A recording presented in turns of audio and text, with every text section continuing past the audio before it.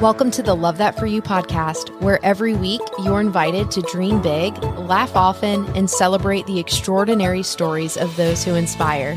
Your story matters, and I love that for you. Hey friends, before we jump into our conversation, I just wanted to remind you, if you don't know already, I actually host another podcast called Queen City Connect. This is a podcast that celebrates the dreamers, the doers, and the change makers of Charlotte, North Carolina. If that sounds like something that would interest you, I would love for you to go check it out on any podcast platform, even the one you're listening to right now. We would absolutely love that. Give it a like, give it a subscribe, rate and review, and I think you're really going to enjoy it. We also have an Instagram page that you can follow along to see who all of the incredible small business owners and nonprofits and creatives that make up Charlotte, North Carolina are at. So if that sounds like something you would enjoy, we would love for you to listen in. Thanks, everyone.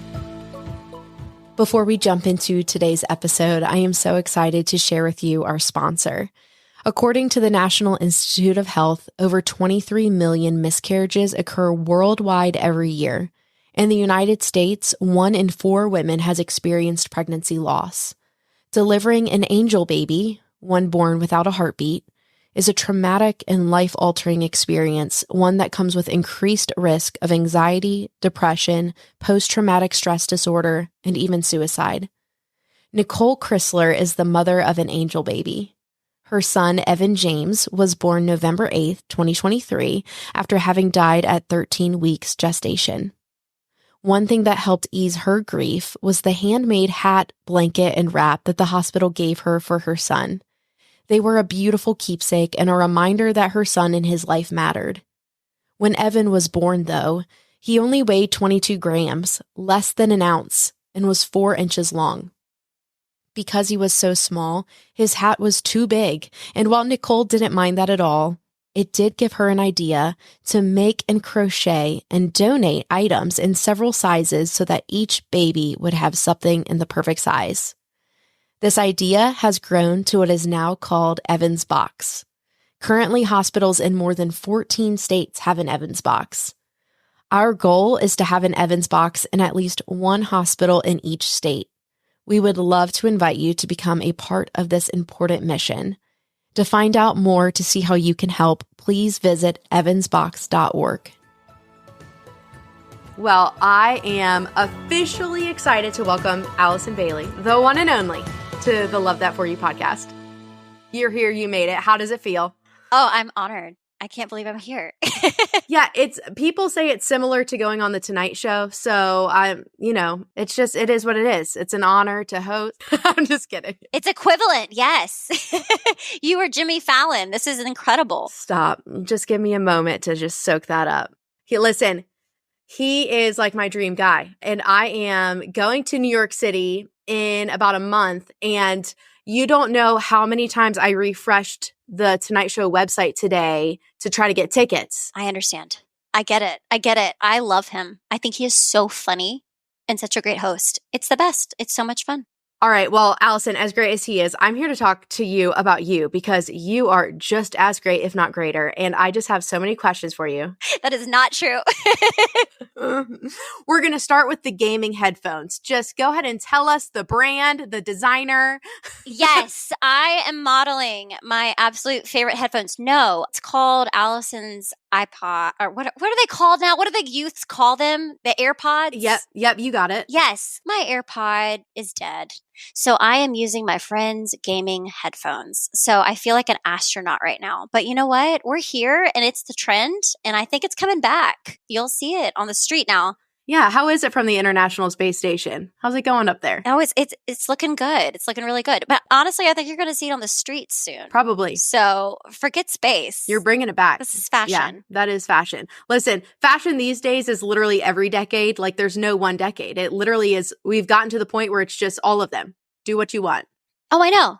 I wish I would have kept my clothes. Granted, I probably couldn't fit in them, but I wish I would have kept my clothes from like the early 2000s. I'm like, gosh, I would have saved so much money. Well, here we are, just always having to buy the trending things. I can't keep up. As a millennial, I feel like I should be able to keep up. I'm sure you feel the same way, but it's like I thought I was the young one, and now we're not the young ones anymore. It's frustrating. Well, Allison, I am so excited that you're here. You have done a ton, and I am most excited to talk to you about being Glinda in Wicked, like insane. So we're going to get to all of that. But before we get to you and what you've been doing recently and all of your roles with Broadway and touring and everything, I'd love to just hear, this is a very story-driven podcast. So I am all about, I want to hear people's stories because a lot of people listening, even in myself included, we are seeing these people doing these great things and we are inspired and we're happy for them. We love it for them. But then we're sitting here thinking, we want to do something cool. What do I do with my passions and my interests? How did you get to be where you are today? And a lot of times where people are today, their upbringing had in some ways nothing to do with it, in other ways everything to do with it, and it's just unique to every single person. So I'd love to hear just kind of your upbringing. What was Allison like as like a 6-year-old kid? Were you singing Broadway music? Did you have no idea you wanted to do anything with Broadway? Like, who were you as a kid? No, it's so funny because we call me the black sheep of the family just because my family is medical. My mom's a nurse. My brother's a pharmacist. My dad is not in the medical field. However, just no one loves public speaking. But for some reason, when I was young, I would always talk with my hands. And I think nothing's changed because I still talk with my hands. And so my mom was like, what do we do with this?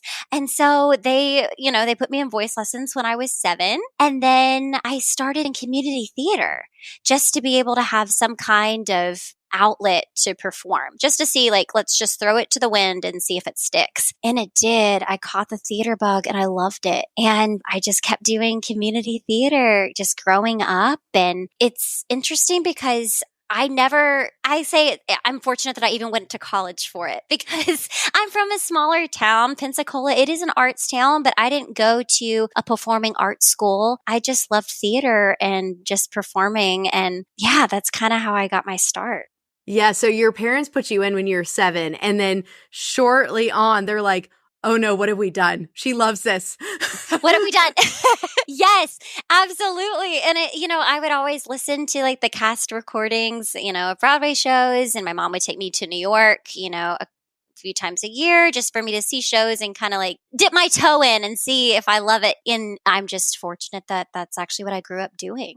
That is so neat. So were you also like playing sports or doing any other extracurriculars, or were you like tunnel vision? This is what I want to do. I'm only doing theater related things. Well, I was a book nerd. This is what's so silly is I was so academic. I was on the mock trial team in high school. We won state. We went to nationals and I loved it. So I was very academic, actually. I didn't really play sports. I did dance. I took dance class since I was like 3. So like I was always, in ballet or tap or jazz. And so I did dance. And obviously that is a sport in itself, but didn't play like soccer or anything like that. So between dance and school and theater, that was basically it for me. That's incredible. I mean, for sure, dance, we're counting as a sport.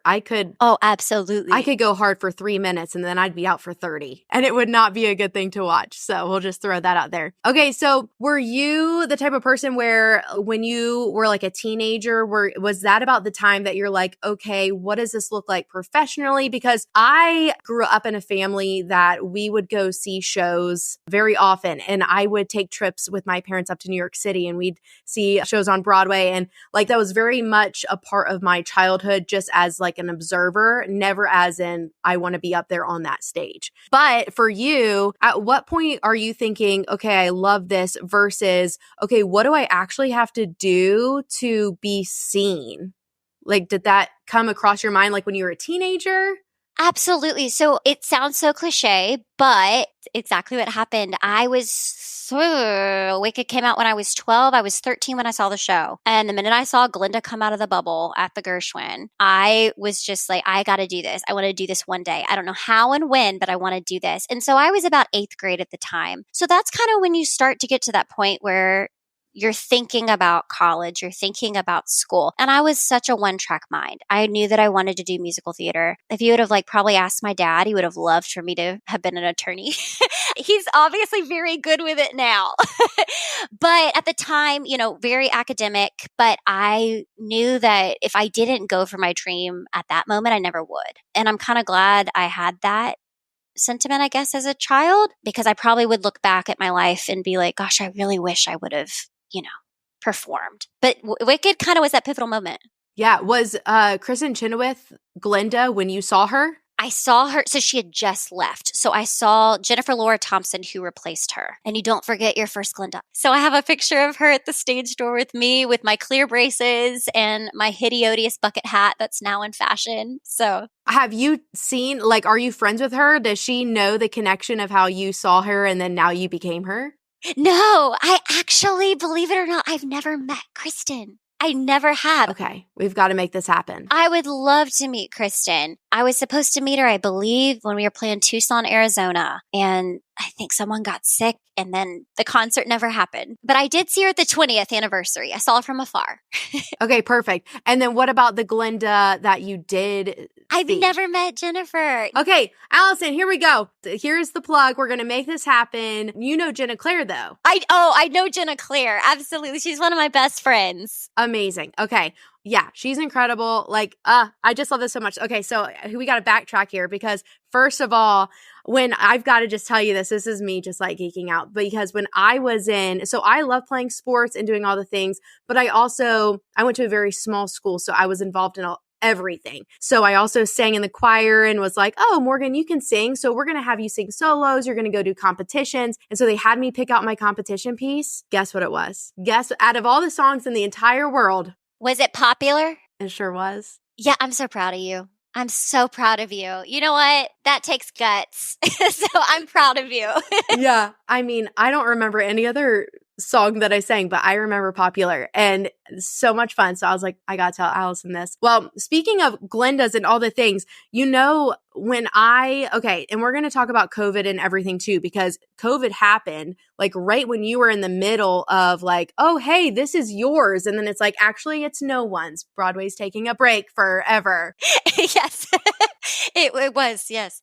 When did you guys come back from COVID? Like, do you remember your first performance? Was it? It will be ingrained in my memory forever. August 3rd, 2021. That was our first show in Dallas, Texas. So Charlotte was our second city. Yes. So I saw you in Charlotte. Did you really? Yes, it was in September. Yes. So you were coming from Dallas. Probably one of your next stops. So I saw you in Charlotte and I just looked at the playbill and I was looking at, it was Jordan Litz and yes. I'm going to forget the others. I mean, he's incredible. Oh my goodness. But I went through and I found the leads and then I tagged you all in my story. And I tagged you. You were so kind to DM me back. And so then I'm just like, oh, that's so kind of her. I told you, I was like, Kristen Chenoweth has got nothing on you. And you're like, oh, that's so sweet. So this is like, I remember that.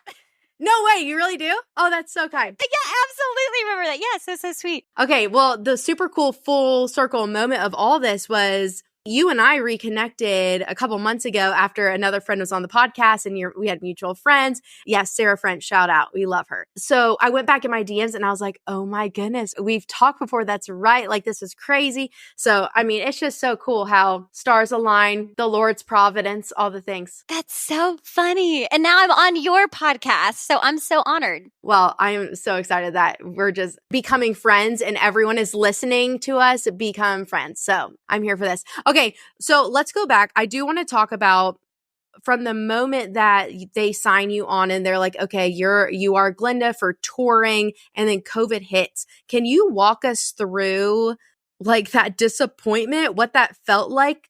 Was it like having a dream and then having it stripped away? Like, what was that feeling for you?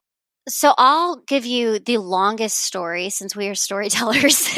So basically, I had toured for almost 4 years as the Glinda understudy, all prior to this. So I had been on tour for 4 years. This is all I had known for basically all of my 20s. So then I left for 2 weeks and I got the call asking would I come back to play Glinda. And obviously the resounding, absolutely, when can I be back?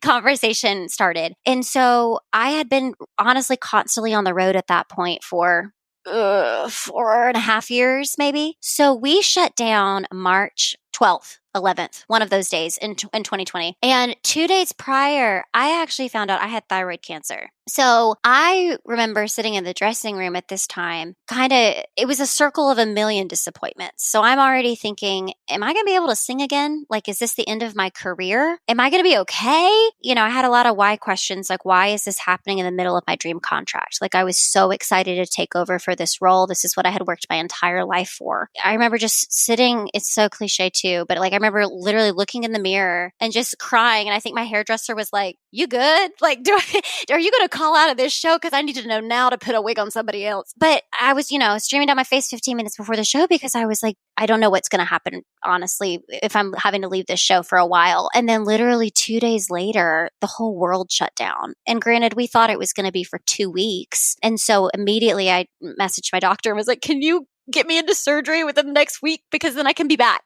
And so and he was so kind and we figured it out. And so I was the last surgery actually at Johns Hopkins. That was an elective surgery. Believe it or not, thyroid cancer surgery is elective because it's slow growing. And I was the last surgery for a couple of months. And so it was a godsend because knowing what I know now, there's no way I would have ever been able to go back to the show 2 weeks later. Like, that's silly. I still had stitches in my mouth. And so little did I know that the whole world literally would stop and that I was able to heal during this time. So there was so much disappointment. The catch-22 is that it was a blessing for me to be able to heal. I never missed a day of work. That was such a godsend. But, once I did heal, and the world was still stopping for theater, you start running in circles and you're like, what am I doing?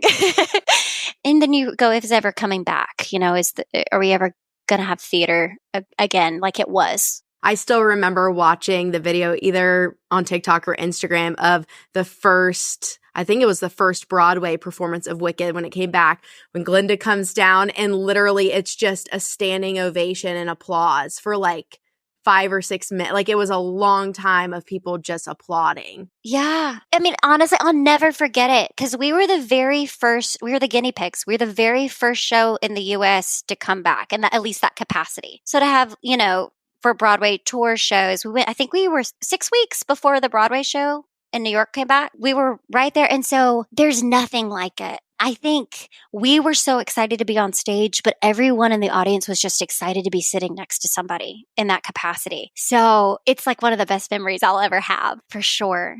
There's that element of community of it's like we just need to be together and we need to be in the same room and we need to have all of our focus on the same thing. That's not what's going wrong with the world. Like, can we just have a moment to be like celebrating something going right? That was such a beautiful moment. So I'm curious, when you got back into being Glinda, so after COVID slows down, shows come back, how much longer were you the touring Glinda? Was it the next 2 years? So another 6 months. 6 months. Okay. So I was on for another 6 months because then eventually I went to New York and had my Broadway debut. That's what I'm thinking of. Okay. Yes, that's what you're thinking. Yes. So a whole nother 6 months from, I guess August until the end of March was my last day. And I have to say what's kind of neat is that my very last day of Wicked was March 20th. And believe it or not, when I checked my Broadway ticket, that was the first show I ever saw Wicked at the Gershwin was the 20th. And it was the same day I had surgery for my cancer. So March 20th was a big day. That's your day. That's your day. It was just very redemptive. It was just so crazy. Yeah. And I love hearing you even talk about godsends and redemption and all of that too, because it's like, these are not just coincidences. I know you're a believer as well. I am too. And so I view all of these things as no, actually God knows what he's doing and we can fully trust his plan. The fact that, you got this diagnosis and then the world shuts down, in a way, that's the kindness of the Lord. And I know for me, so much of my life and business, I mean, if it weren't for COVID, I could possibly not be living in Charlotte right now. I was living somewhere else. And so it's just yeah, it's not good, but seeing how God's working through it is just, that's just the perspective that is the most hope-filled. So we want to have that one, but also it's God is so good among those times, What is it like being a Christian in a largely not Christian world? Is that even a fair question to ask? Yeah, totally. That is a completely fair question. I was born and raised in a Christian home. I'm so grateful that I was. And so I knew the Lord at an early age, but then I had to make the decision when I went to college. I went to college in Boston. Probably didn't mention that. But I went to college in Boston. I was 26 hours from home. And so then my faith had to become, though, a choice that I made instead of something that I was just born and raised in. And it was hard because, when you're in college, that's not necessarily probably the coolest thing is to wake up on a Sunday morning and go to church.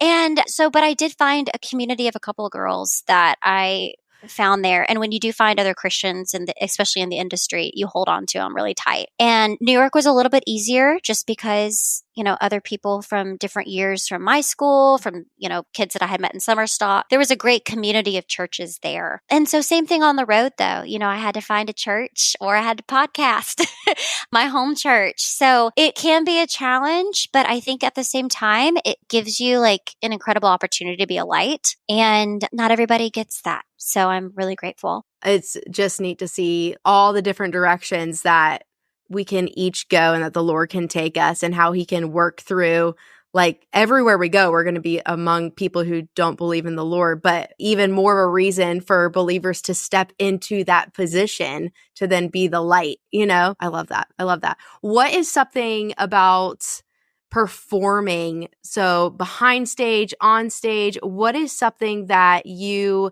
learned while performing, while acting, that maybe I would not know? Is there something that, like, once you started doing it, you're like, oh, I had no idea it would be like this, or I didn't know this was going to happen? Is there any sort of like... I think for me, just because, I had to break being a perfectionist very quickly. I love things that are perfect. I love routine. I love planning. And As Glinda does. As Glinda does. And that is very much, I chose the wrong industry for that. But that translates to on stage too. Nothing is going to be the same ever. Granted, yes, I know where I have to stand. I know what notes I need to sing. I know all of that has to be in order. Otherwise, somebody's going to fall and trip on stage. But that happens too. And so I think that I learned very quickly that things go wrong or you're going to have a different audience. And that's what makes it so fun. It's so fun just because nothing is predictable. And so when you step on that stage for 2.5 hours every night, you have no idea what wild ride you're about to get into. So I think that's what I learned very quickly, is like nothing really is the same every night. And I love it. That is... now I gotta go. Now I'm so excited I gotta go see it again.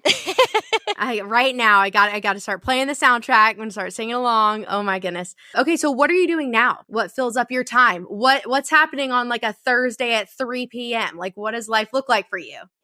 Honestly, it's auditioning. That's kind of my job right now, is just finding a new project and a new show. I had the opportunity last year, right after my Broadway debut, I filmed a Christmas movie, and I definitely got the film bug that I love it. It's so fun. It's a totally different world, but it's a blast, and you meet so many nice people. So right now I'm auditioning, and I teach during the day, which sometimes it's in person, but a lot of times it's on Zoom, which is, speaking of COVID, that's an opportunity that I would have never thought about ever until, the world shut down, and you're like, how do I have community? How do I meet people? And you're like, oh, I can have a student in Hawaii. I can have a student in Massachusetts. And it's really fun. So that's kind of how I fill my day. And are you like trying out and doing all that for films and theater? Are you trying to go more of the film direction, or? I will always love theater. I love theater. There's nothing like it, just because I love having a live audience. But I love film too, film and television. So both. And that's what's great, is that you can. It's so fun. Yeah. And the movie that you were in, that one is not out yet, but it's coming out this year. Is that correct? It's coming out this year. It was supposed to come out last year, but there was a SAG strike. So the movie did not come out last year. So it's been pushed to this year. So I'm excited to see what it looks like, because you film it and then you just don't see the final product till later. So you haven't seen the final, what they've all put together? I have no idea. So I'm really, really excited. It'll be really great. That'll be totally worth the wait, 100%. Yeah, I hope so. I would love to know if you have any sort of advice for, I'm thinking of people who are listening, but I feel like it could be even very different answers for kids versus adults. So for a kid who's like, I want to be on stage someday, like, what is advice you could give to them? And when I was thinking about that question, I also went to, what if an adult who has they're extremely talented, but they've not pursued that career? Like, is it too late for them to jump in? Like, what is the vibe, and like, how do we get involved with theater if someone wants to do that? Is it possible for an adult? Is it better as a kid? Like, what is that advice for someone who's listening that's like, maybe I should be on stage? Is it too late for me? No, absolutely not. There's a couple of answers that I always give, but like, first off, it's perseverance. I think that's half the battle. It's being able to wake up every day, and I'm in an industry of no. I get told no all the time. But it makes that yes the best yes ever, and it changes your life. And so I think it's just a matter of perseverance. And so if you didn't grow up doing theater, try out for community theater. Go take a class. Go take a voice lesson. Go take a dance class. Anything that like kind of frightens you is great, because that means that you're challenging yourself. You're trying something new and you might love it. So no, I don't think you're ever too old. I think it's just waking up and saying yes to an opportunity and just trying something new. Yeah, I feel like so much of conversations, and that's why I love this podcast so much, is just having conversations with people. And it's like, yeah, we get no's all the time. Like, no one is excited to get a no. Like, it hurts. It doesn't feel good, but that doesn't mean you stop. Like, if you want something, you've got to keep going. You've got to find another avenue. If that door does close, recognize that, but then like keep going, So I would imagine, I'm thinking like in real time, the resiliency that you would have to have, because I'm sure like you are literally, your job right now is auditioning. Well, you're not going to get everything, Right. Absolutely. Absolutely. And there's many days that I'm just like, it's never fun to be told no. No one likes to be told no. But in some ways, I mean, it does make you a stronger person. It does. And it's not fun as that is. But then also too, you learn along the way. Even sometimes you'll get feedback, or I don't know, sometimes no's are definitely not failures. It's just a not yet, or it's like a redirection. Like, okay, well, we're just gonna pivot.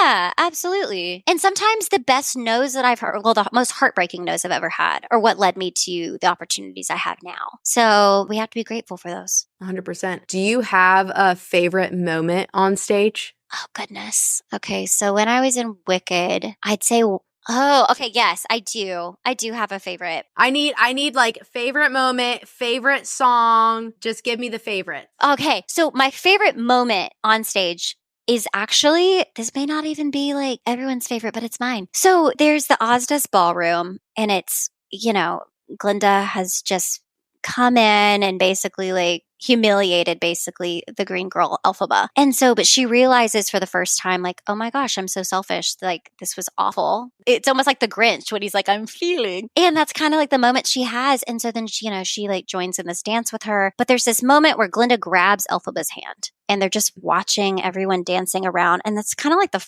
first and only time on stage where really neither one of us are singing, saying anything, and we're just holding each other's hand. And then that's just one little moment, but it's so beautiful and magical. And it's like when they become friends. And I don't know, I think it's just like a big transition for the show. And then it goes into Popular, which is, I'd say that either Popular is like my favorite song. I sang it for my college showcase, so like I'll always love it. So that's why I love that you sang it too. Or Coming Out of the Bubble, No One Mourns the Wicked, at the very top of the show. I mean, I dreamed about that moment ever since I was a little girl. And you have that bird's eye view of the entire audience, cast members, and I don't know. There's nothing more magical than that.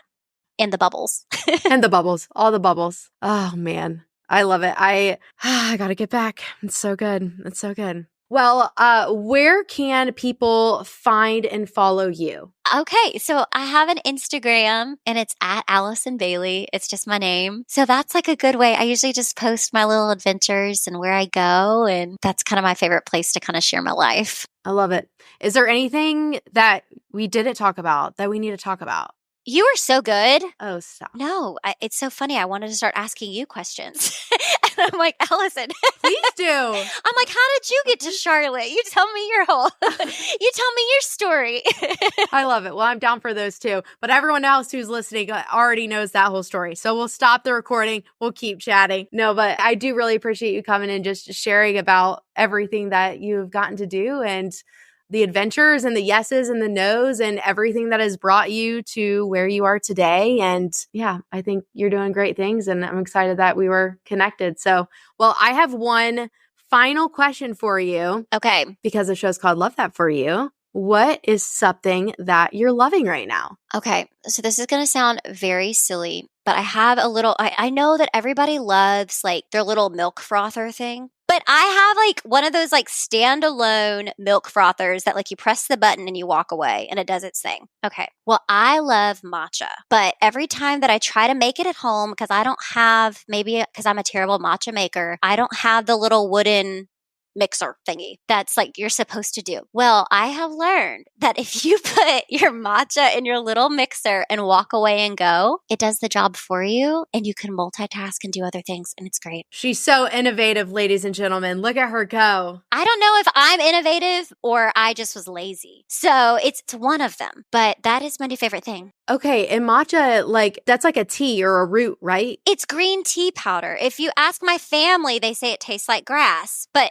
it's green and it has caffeine. And I run on caffeine. A lot of people run on Dunkin'. So, but you're not a coffee person. Well, I'm not going to say that. I do love coffee too. I do not discriminate between my caffeines. So right now we're on a matcha kick though. Okay. Have you ever tried mud water before? What is this? What is this? Please tell me. Okay, now I've got to ask you another question after this too. Well, mud water, I was on a mud water kick maybe like probably like 2019, 2020, but it's different, like mushroom root type of powder.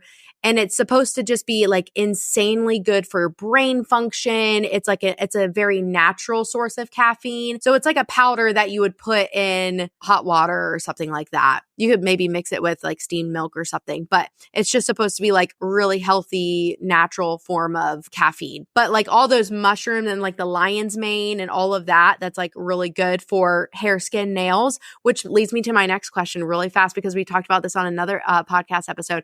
Have you heard of Armra? ARMRA. No, I don't think so. I'm going to need you to tell all your theater friends this because I'm about to just like elevate all of your hair and nails and skin and everything. And I know there's makeup, there's paint, so we've got to keep the complexion fresh. Yes. So I'm going to need everyone to use my just kidding. I do not have a code.